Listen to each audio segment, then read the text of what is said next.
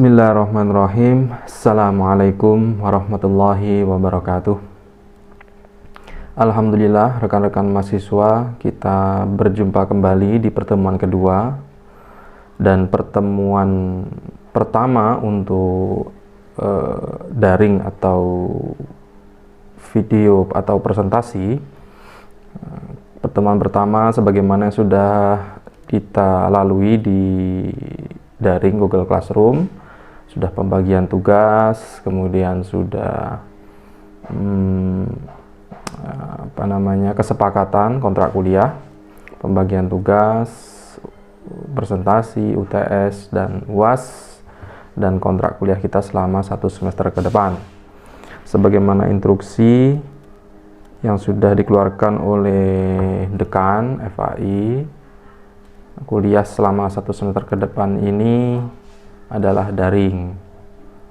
Adapun semester yang lalu itu kan separuh daring, separuh kelas, dan ada yang menilai tidak maksimal atau kurang maksimal ya, karena memang mundur waktu itu ya, 2 bulan daring, nanti lihat situasi perpanjangan atau tidak, rupanya perpanjangan, dan terus akhirnya sampai akhir semester ke depan. Untuk semester ganjil ini daring, maka sudah dosen pun, baik dosen dan mahasiswa, sudah mempersiapkan secara matang tentunya. Oke, mempersingkat waktu, ini pertemuan kedua, tugasnya presentasi. Mahasiswa semua akan mempresentasikan nanti ya. Pertemuan kedua ini sudah dilakukan. Saya akan menjelaskan hasil diskusi di kelas Google Classroom. Materi pertama ini yang dipresentasikan tentang hakikat kurikulum, jadi masih dasar ya. Nah, jadi nanti kalau ada pertanyaan, permasalahan tentang kurikulum, pengembangan kurikulum ini, pengembangan kurikulum PAI ini, maka tanyakan sesuai dengan nanti materi. Karena kadang evaluasi dari semester yang lalu itu membahas tentang kurikulum ini memang realitanya, implementasinya sangat kompleks, banyak permasalahan. Tapi penempatan pertanyaan itu sesuai dengan materi. Oke, langsung saja. Materi pertama hakikat kurikulum itu sudah dipresentasikan oleh teman kalian. Nah, hakikat kurikulum. Pertama, definisi dulu. Apa sih kurikulum itu? Secara etimologi, kurikulum berasal dari bahasa Yunani. Ya, secara etimologi,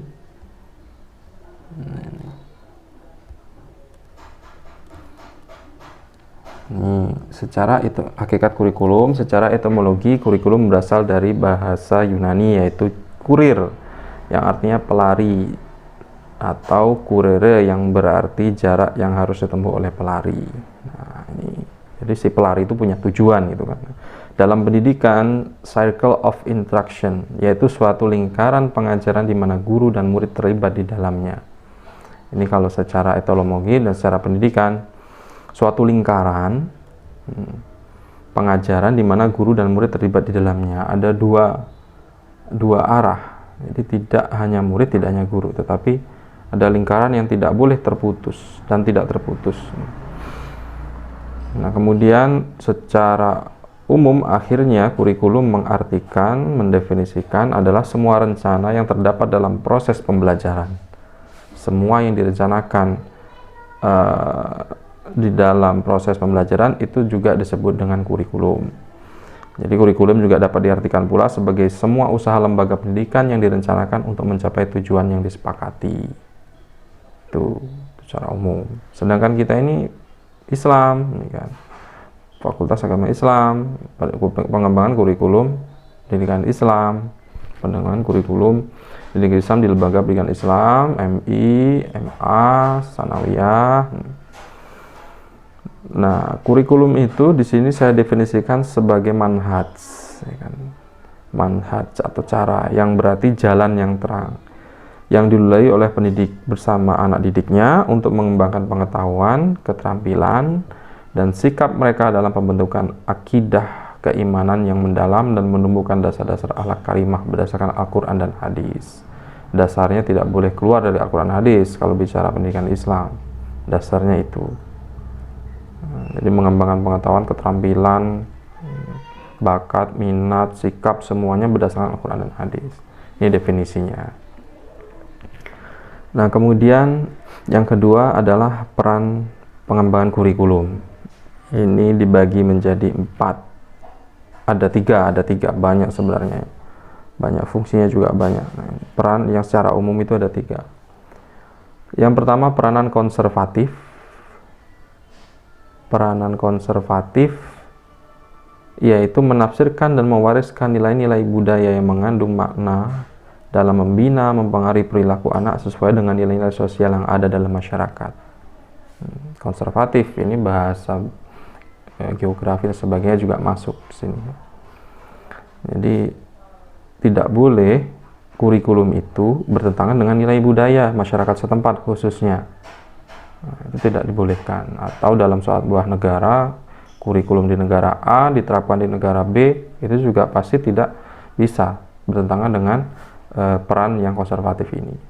Kemudian peran yang kedua, peranan kritis dan evaluatif.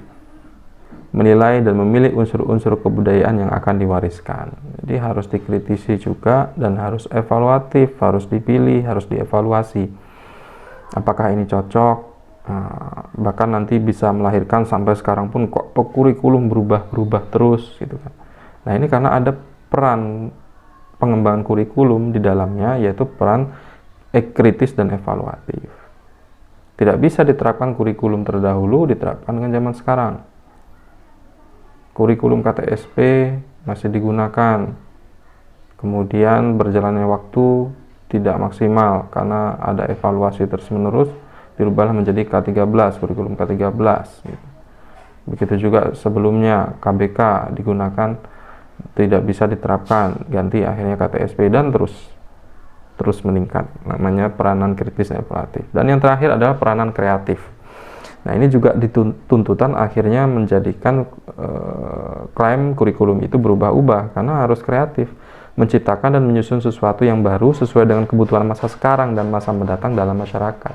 Kalau tidak berubah-ubah, berarti kurikulum itu tidak bisa berperan penting khususnya bagi pendidikan. Tuh. Nah, semua itu akan berimplikasi pendidik memiliki cita-cita untuk menciptakan suatu masyarakat yang ideal. Tujuan utamanya kan itu, membentuk insan kamil kalau di ilmu pendidikan gitu kan. Mata kuliah pendidikan ada kan itu, bagi yang sudah mengambil paham. Jadi masyarakat yang ideal, membentuk masyarakat yang ideal sesuai dengan nilai-nilai yang dianut suatu bangsa dan tujuan pendidikan nasional bangsa, namun tidak kehilangan identitas suatu bangsa. Itu implikasi atau dampaknya dari peran itu yang diingini. Kemudian jika ada pertanyaan bagaimana kurikulum yang ideal itu, misalnya ini masuk dalam fungsi nanti ya.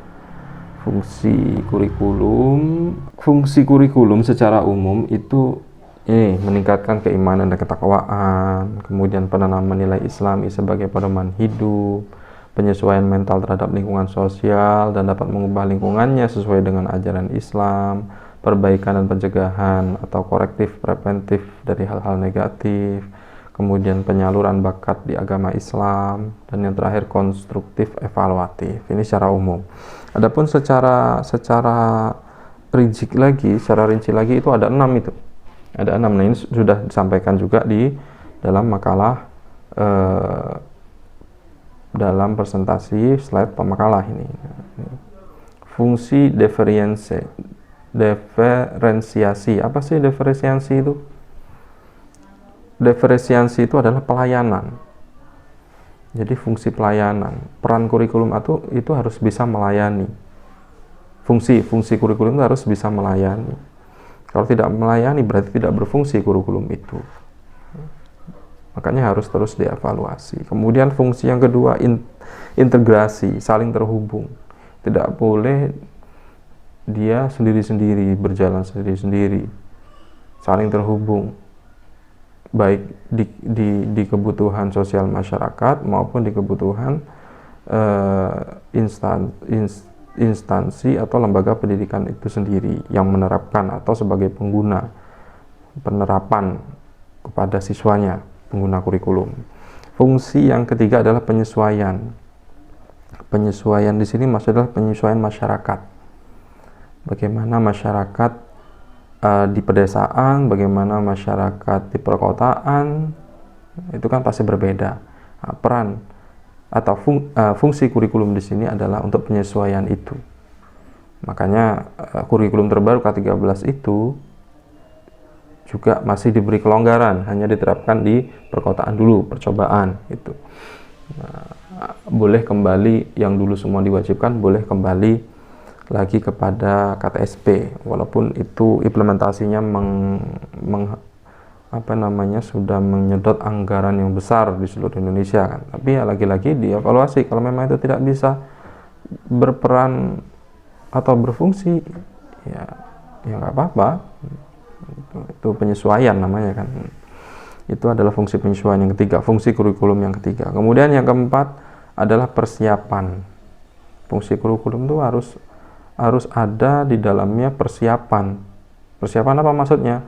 Persiapan pengguna kurikulum itu, yaitu anak didik, peserta didik.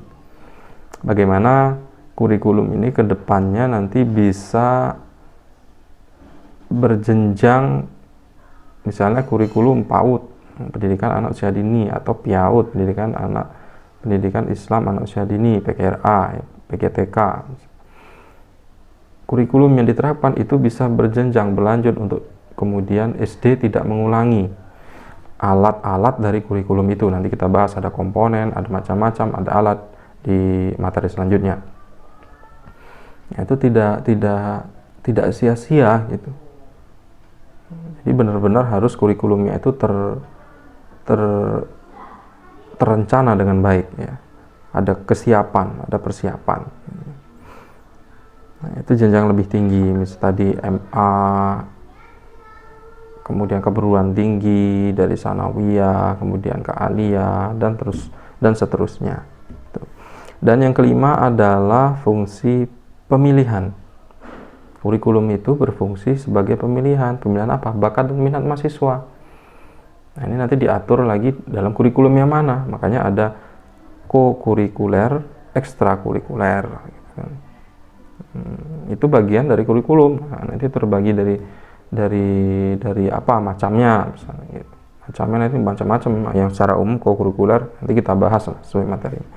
Jadi fungsi yang kelima ini adalah pemilihan minat bakat minat mahasiswa. Ada ekstrakurikuler diatur dalam sekolah biasa itu.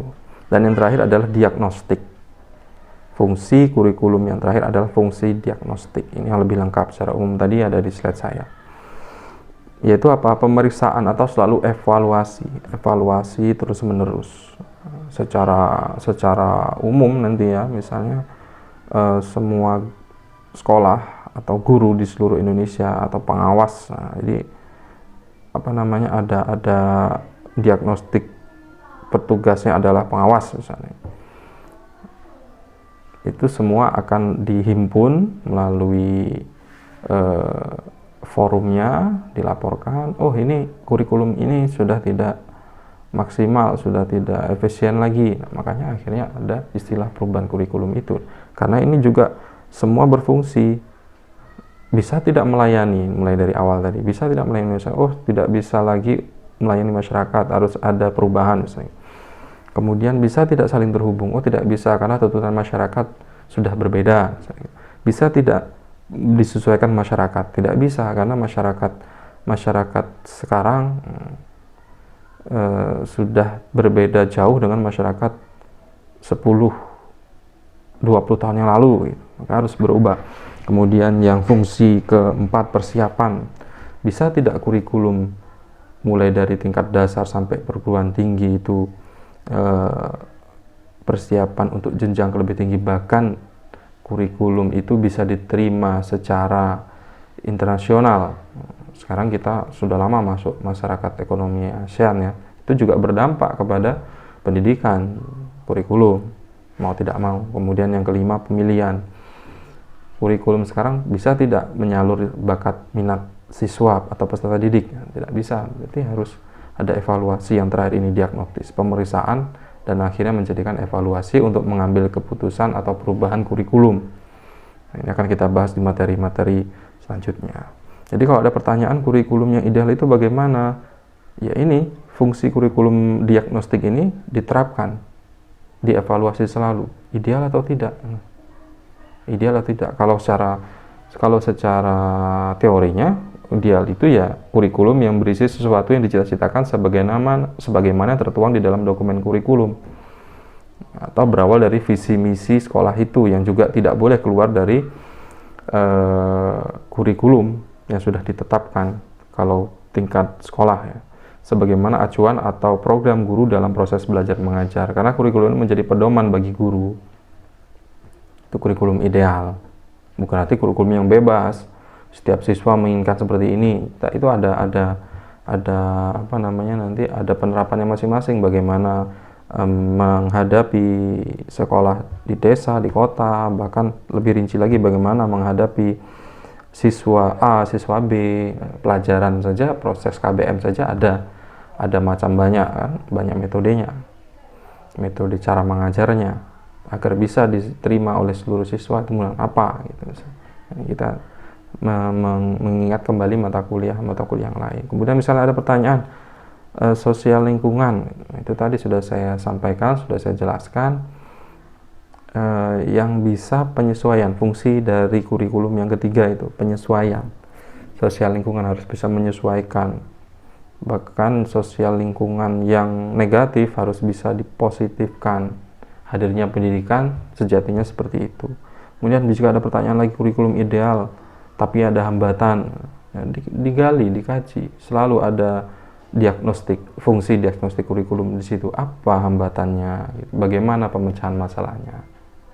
Nah, seperti itu ya. Oke, mungkin cukup sekian. Kita akan bertemu kembali di materi atau pekan depan, insya Allah. Semoga bermanfaat dan mencerahkan. Marilah saya akhiri dengan bacaan hamdalah alhamdulillahirrahmanirrahim dan kafaratul majlis. Subhanakallahumma bihamdika asyhadu an la ilaha illa anta astaghfiruka wa atubu ilaik. Saya akhiri, selalu semangat, tetap jaga kesehatan rekan-rekan mahasiswa. Wassalamualaikum warahmatullahi wabarakatuh.